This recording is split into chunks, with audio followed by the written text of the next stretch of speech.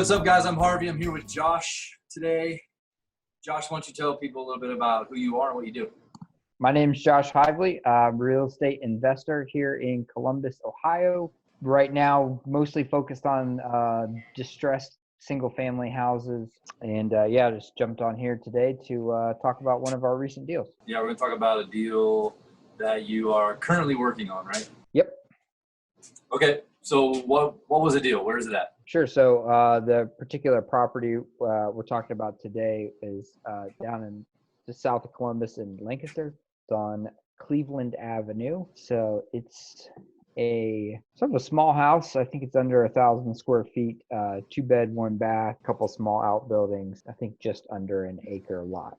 And where did you find it? That was the lead, came from direct mail.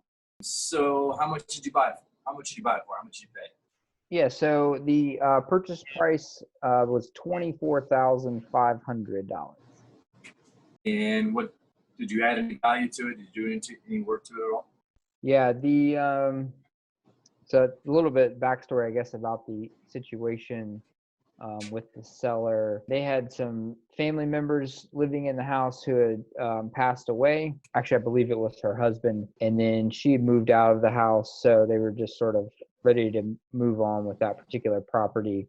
Condition-wise, pretty rough shape, had several years worth of DIY repairs. Probably one of the biggest things with that particular property was just the amount of things that were left behind. It's probably about 100 cubic yards of furniture and debris and things that we removed from the house. They had a 2-car garage that was basically full wall to wall with various things.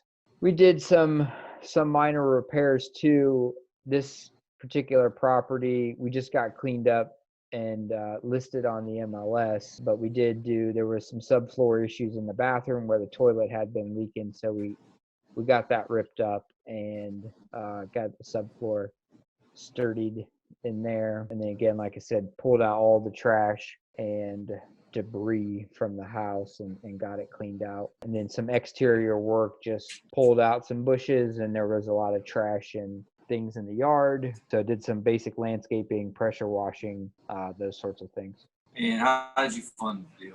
Yeah, so that particular deal, we funded that with one of our private money lenders. They lended 100% of the purchase price, and then we self-funded the remainder of that. So I think we had a little under $3,000 in the renovations, so with the dumpsters, the labor, and that sort of stuff. So we funded the rehab, and then private money lender funding the purchase of the property.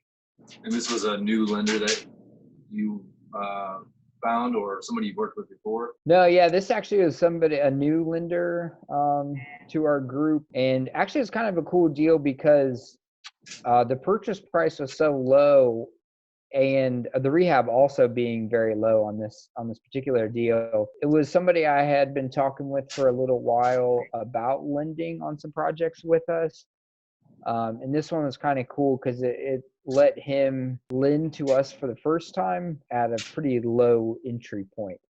A lot of the projects that we normally do are more in the like $100,000 range. So this particular one was sort of a nice segue into a long-term relationship with that particular private money lender. So hopefully if we have a larger deal come down the pipeline in the future, he'll be interested in participating in that. And did you do the work yourself? Did you hire some contractors? We ended up finding a local contractor. The scope of work, like I said, the rehab was about $3,000. So scope of work relatively limited and sort of basic in nature. So we found we worked with a real estate agent down there, and she had a referral for a local contractor / handyman.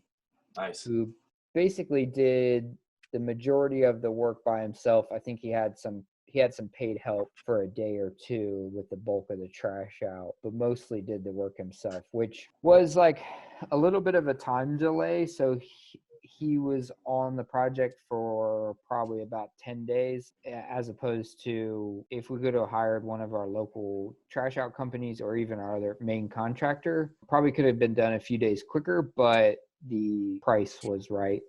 So, and again, it's sort of a new relationship with a local contractor there and a handyman there. So I think, and that project went, as far as working with him, went very well. So I think we'll be able to link up with him on future projects for sort of small one-off things. What challenges did you have during the project, if any? Yeah, let's see. I had a couple things.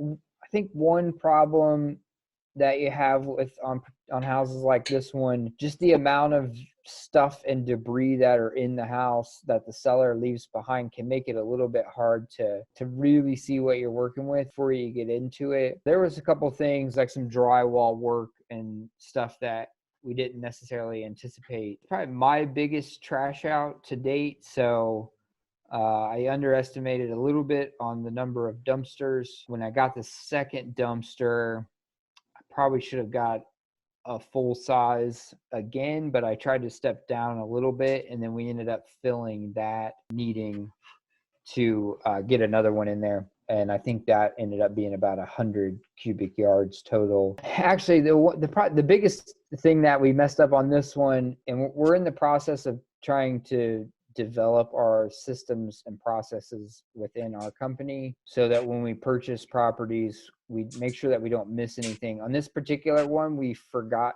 to have a home inspection. That actually did end up burning us a little bit. When the utilities were turned off when we purchased the house, so shortly after closing, when we had the utilities department come out to turn on gas and water, ultimately they wouldn't because there was a blockage in the chimney, and the furnace and hot water tank were actually backdrafting. Instead of venting out through the chimney, they were backdrafting into the house. So that led down a whole road. We tried to get a contractor to come out and put in a chimney liner. Chimney was sort of built a little bit strange, so the contractor and I sort of agreed on what we thought would be an appropriate fix. Turned out utilities department was not thoroughly satisfied with our solution, and ultimately we ended up crediting the end buyer about $1,500 at closing to take on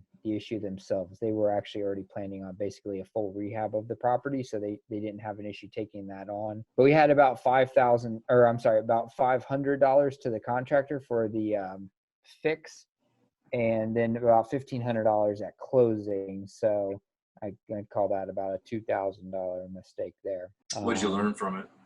Any lessons learned from the project? Yeah, I think, like I said, sort of trying to put a little bit more emphasis on honing in those systems and processes and make sure that things aren't falling through the cracks. A $200 or $300 home inspection could have saved us, $2,000. I think that's probably the big one. The other kind of interesting thing with this one, I think, was I hadn't necessarily thought about it. After we closed on the house, I was thinking about the flood zone. I was talking to somebody about a property nearby, and it actually ended up the property we were discussing was in a flood zone. So I went back and checked the one that we bought, and fortunately it was not in a flood zone. But that's another process thing that we need to make sure we're looking out for in the future. All right, so you bought it for 25.5-ish, and you put about 3 into it after the concessions to the seller or whatnot. What do you think you're going to make on it? Net margin is around $10,000, maybe just a little over, like $11,000, with holding costs and utilities and then closing costs and all of those fees associated. So actually, one other thing that I forgot to mention, we did have a survey issue with this particular property, and that's my first time dealing with that PINS survey. So when this went back through the title company on the sales side, it was red stamped by the auditor, and then so we needed to get a survey done to redo the parcel ID and such. That put us out a few days, but we should be closing. And actually, it's kind of unfortunate too, because we were in contract with a cash buyer who was going to close in 10 days, and then the survey issue. So that's going to bump us out like another 7 to 10 days. So all said and done, we'll have, I think, less than 45 days in this project. So where can people find more about you, Josh? About the other Yeah, stuff? easiest way to probably connect with me is on Instagram. Instagram name is just Josh Hively. So you can reach out to me there. Cool. Right on, man. Well, thanks for your time. Thanks for sharing that deal, and we'll see you around. Thanks.